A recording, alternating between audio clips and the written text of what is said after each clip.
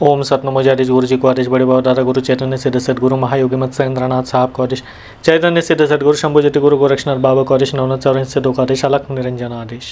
तुम्हा सर्वांचे प्रथम तर मी स्वागत करतो आपल्या आजच्या विशेष भागामध्ये। पहा, गेल्या काही दिवसांपूर्वी बगलामुखी मातेची दीक्षा ही ऑनलाईन पद्धतीने दिली गेलेली होती, ज्याच्यामध्ये विशेषतः सिद्ध केलेले श्रीयंत्र हे तुम्हाला पाठवले गेलेले होते। ज्या ज्या व्यक्तिरेखेने बगलामुखी मातेची दीक्षा घेतली त्या प्रत्येक व्यक्तिरेखेला मी स्वतः हवनद्वारे इतर क्रियाकर्माद्वारे सिद्ध असे श्रीयंत्र स्वतः मी निर्मित करून हे तुमच्या पत्त्यावरती आम्ही पाठवलेले होते। अनेक व्यक्तिरेखा अशा होत्या की ज्यांना बगलामुखी मातेची दीक्षा हवी होती, श्रीयंत्र हवे होते, परंतु काही कारणवश किंवा व्हिडिओ उशिरा पाहिल्यामुळे म्हणा किंवा कोणत्याही प्रॉब्लेमॅटिक सिच्युएशनमुळे म्हणा बगलामुखी दीक्षा ही घेता आलेली नव्हती। दीक्षा झाल्याच्यानंतर अनेक व्यक्तिरेखांचे कॉल हे आम्हाला परत दीक्षा कधी होणार आहे किंवा आम्हाला श्रीयंत्र जे हवे आहे ते आता परत तुम्ही कधी देऊ शकाल या अनुषंगाने अनेक वेळा विचारणाही होत होती। त्याच अनुषंगाने या सर्व गोष्टी किंवा या बाबींचा विचार करता लवकरच बगलामुखी मातेची दीक्षा मी आता जाहीर करत आहे। ज्या व्यक्तिरेखेने दीक्षा प्राप्त केली आहे त्या सर्व व्यक्तिरेखांना त्या सर्व गोष्टी माहिती आहेत। ज्या व्यक्तिरेखांना नव्याने दीक्षा प्राप्त करायची आहे किंवा कदाचित हा व्हिडिओ फर्स्ट टाइम जे व्यक्तिरेखा पाहत असतील त्या सर्वांच्या माहितीसाठी हा व्हिडिओ मी खास करून केलेला आहे। ऑनलाईन झूम या ॲपद्वारे बगलामुखी मातेची दीक्षा ही तुम्हाला दिली जाणार आहे। दीक्षेचं स्वरूप हे मिनिमम 1.5 ते 2 तासाचं याच्यामध्ये असणार आहे। ही दीक्षा ही तुम्ही तुमच्या घरामध्ये बसून घेऊ शकता।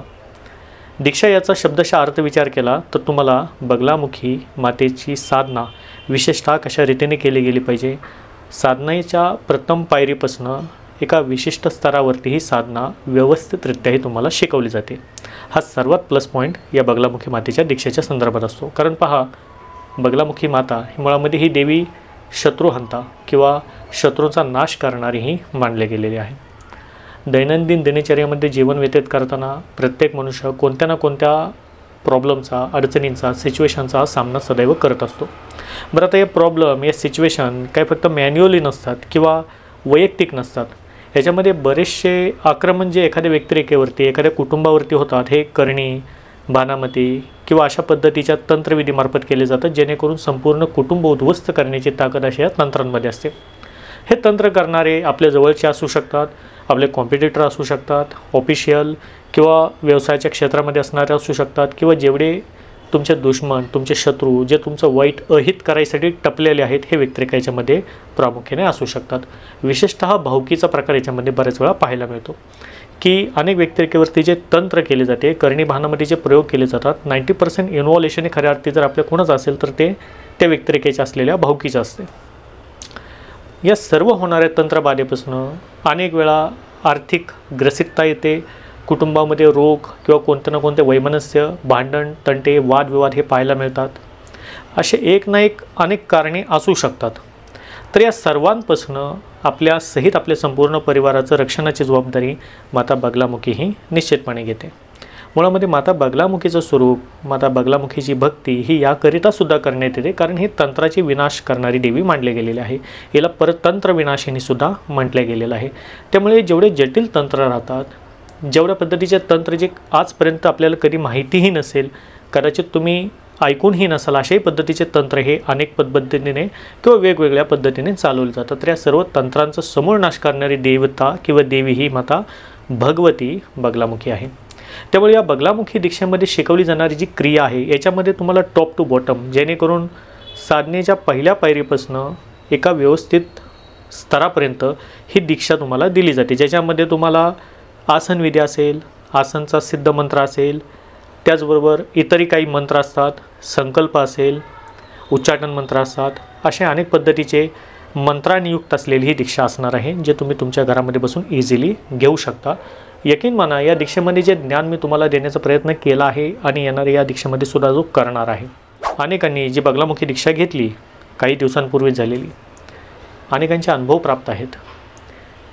कोणत्या ना कोणत्या माध्यमातून त्यांना दृष्टांत म्हणा किंवा कोणत्या ना कोणत्या माध्यमातून त्यांना अनुभव म्हणा हे निश्चितपणे आलेले आहेत। त्याचं हे द्योतक होतं, प्रति होतं की जी दीक्षेच्या अनुषंगाने तुम्हाला शिकवली, जी खऱ्या अर्थी क्रिया करायला हवी, जे गुप्त विधान असायला हवे, ते सर्व मी तुम्हाला या दीक्षेच्या माध्यमातून शिकवलेले आहे. बगलामुखी साधनेमध्ये एकही पॉईंट खास करून या दीक्षेमध्ये मी कवर केलेला आहे किंवा तो छोट्यातला छोटा जरी पॉईंट असेल तुम्हाला समजून सांगण्याचा प्रयत्न याच्यामध्ये मी केलेला आहे. जेवढे काही प्रोसेस आहेत किंवा जेवढे क्रिया बगलामुखी मातेच्या साधनेमध्ये असायला हव्यात ते संपूर्णपणे मी या दीक्षेमध्ये शिकवलेले आहे. या दीक्षेची आणखीन एक खासियत ही सुद्धा आहे की तुमच्या घरामध्ये स्त्री यंत्राची थोडक्यामध्ये जी प्राप्ती तुम्हाला होणार आहे. कारण पहा, विशेषतः मी याच्यामध्ये हे सुद्धा यापूर्वी आणि या दीक्षेमध्ये सुद्धा आणि येणाऱ्या दीक्षेमध्ये सुद्धा प्रयत्न केलेला आहे, करत आहे, करणार सुद्धा आहे की प्रत्येकाच्या घरामध्ये स्त्री यंत्राची स्थापना व्हावी. स्त्री यंत्र म्हणजे काय आहे हे तुम्ही सर्वजण जाणून आहात, परंतु बरेच व्यक्ती का हे असे सुद्धा आहेत की त्यांना स्त्री यंत्र म्हणजे काय आहे हेच माहीत नाही आहे. पहा, पृथ्वीतलावरती जेवढ्या विद्या, जेवढ्या देवी देवता आहेत, या सर्व देवी देवतांना समाहित करण्याची ताकद ही एका स्त्रीयंत्रामध्ये असते. एवढी ताकद, एवढी ऊर्जावान हे स्त्रीयंत्र निश्चितपणे आहे. या स्त्रीयंत्रामध्ये बगलामुखी मातेची जी तुम्ही आता दीक्षा ग्रहण कराल, जी साधना बगलामुखी मातेची तुम्ही तुमच्या घरामध्ये बसून कराल, जी शत्रूच्या विनाशासाठी असेल, तुमच्या संपूर्ण परिवाराच्या रक्षणासाठी असेल आणि खास तौर पर किंवा विशेषतः स्त्रीयंत्राद्वारे जी लक्ष्मी प्राप्ती होते, घरामध्ये जे पैशाची आवक आगमन होते, घरामध्ये चैतन्य निर्माण होते, घरामध्ये पॉझिटिव्ह एनर्जी निर्माण होते, ती सर्वचे सर्व या स्त्रीयंत्रामध्ये समाहित होते. आता स्त्रीयंत्र जर आपण इझिली पाहिलं तर मार्केटमध्ये कुठेही आपल्याला बघायला मिळतं, पण ते घेऊही शकता.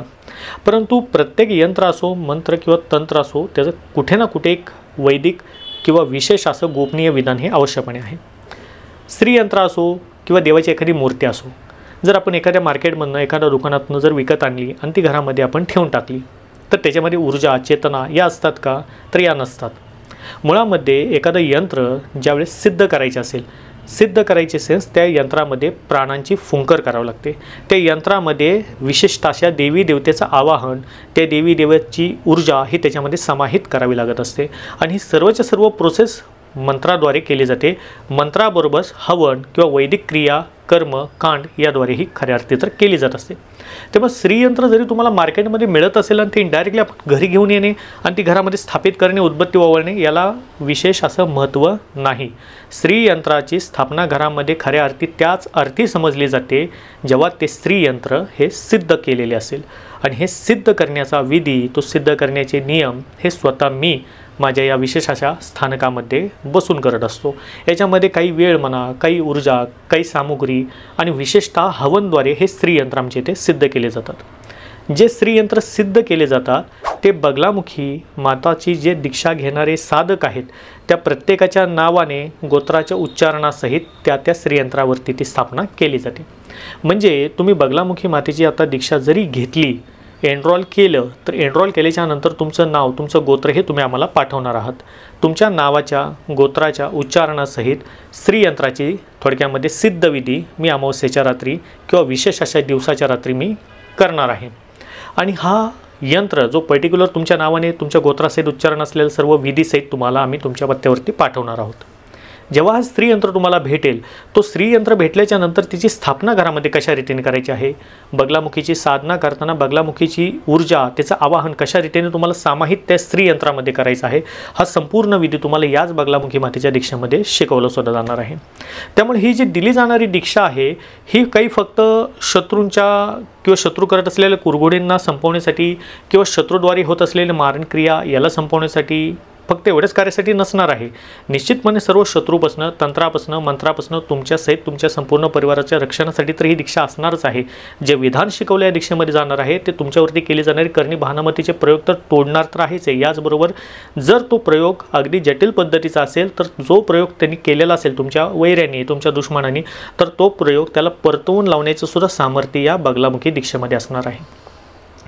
त्याचबरोबर जे स्त्रीयंत्र तुम्हाला या बगलामुखी दीक्षेच्या माध्यमातून प्राप्त होणार आहे, जे की ते तुमच्या नावाने मी स्वतः सिद्ध करणार आहे, हे स्त्रीयंत्र प्राप्त झाल्याच्या नंतर ज्यावेळेस तुम्ही याची स्थापना घरामध्ये करता आणि दैनंदिन दिनचर्यामध्ये जेवढी पूजा, पाठ, देवधर्म तुम्ही घरामध्ये स्त्रीयंत्रासमोर बसून करता, तेवढ्या पद्धतीने ते स्त्रीयंत्र अधिक ताकदवान, ऊर्जावान हे होत जाते. ही याची विशेष अशी गोष्ट आहे. त्यामुळे स्त्रीयंत्र जितके जुने होत जाईल तेवढ्या पद्धतीची ऊर्जा, तेवढ्या पद्धतीची त्याच्यामध्ये असलेली सामायिक एनर्जी ही तुमच्या संपूर्ण घरादारामध्ये एक पद्धतीचं चैतन्य, पॉझिटिव्ह एनर्जी सदैव ठेवत असते। ह्याचा फायदा असा सुद्धा होतो की नकारात्मक ऊर्जा घरामध्ये येताना तुमच्या उंबरेच्या आतमध्ये शक्यता येऊ शकत नाही, कारण बगलामुखी मातेचे सिद्ध विधीमार्फत श्रीयंत्र हे जे सिद्ध केलं जाणार आहे आणि या बगलामुखी मातेच्या माध्यमातून, दीक्षेच्या माध्यमातून जे मंत्रविधान मी तुम्हाला प्रदान करणार आहे ते संपूर्णपणे या यंत्रावरती तुम्ही समाहित करणार आहात। त्यामुळे टॉप टू बॉटम छोट्यातली छोटी गोष्ट ही व्यवस्थितरित्या तुम्हाला या दीक्षेमध्ये समजवली जाणार आहे। बगलामुखी मातेचं रजिस्ट्रेशन दीक्षेचं हे आता सुरुवात झालेलं आहे। दीक्षेचं रजिस्ट्रेशन करण्यासाठी जो स्क्रीनवरती नंबर तुम्हाला दिसत आहे, तुम्ही त्याच्यावरती कॉल करून व्हॉट्सअपद्वारे किंवा ऑडिओ कॉलद्वारे याची विचारणा करू शकता आणि तुमचं एनरोल हे करू शकता। एनरोल केल्याच्यानंतर तुमचं नाव आणि गोत्र याची माहिती पाठवणं हे अनिवार्य आहे, कारण जे यंत्र सिद्ध केले जातील ते तुमच्या पत्त्यावरती पाठवण्यासाठी सुद्धा काही कालावधी लागत असतो। 5-6 दिवसाच्या पिरियडमध्ये हे यंत्र तुम्हाला तुमच्या पत्त्यावरती इझिली पोहोचून जातात। त्यामुळे ही जी बगलामुखी मातेची दीक्षा आहे याची तारीख काय असेल, ती कधी दिली जाणार आहे, ह्या सर्व गोष्टी तुम्हाला फोन कॉलद्वारे विचारणा केल्याच्यानंतर या गोष्टी सांगितल्या जातील। फार तर या मंथ एंडच्या आतमध्ये बगलामुखी मातेची दीक्षा ही मी देणार आहे।